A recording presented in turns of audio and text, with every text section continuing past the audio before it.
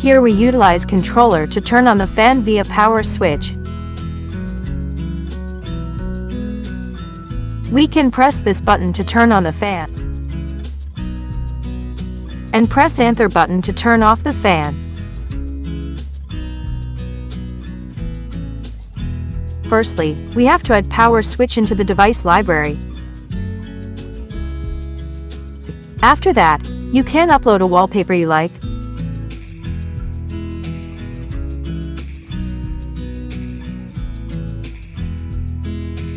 Now drag and drop the power switch icon and allocate it at a proper place. The next task is to build up connection. You can give a name for this device here.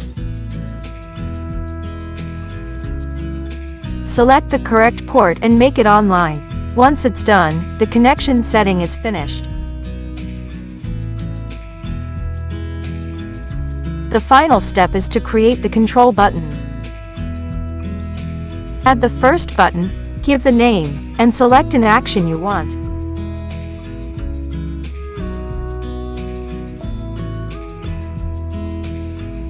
The same case, run the same process to add the second button.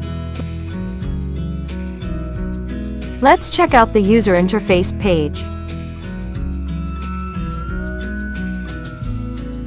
Now we can press the buttons to turn on or turn off the power switch and fan. In fact, our controller also can link with more devices or services. For example, in the laundry, if the gas sensor detects the unexpected concentration, the fan can start to run automatically.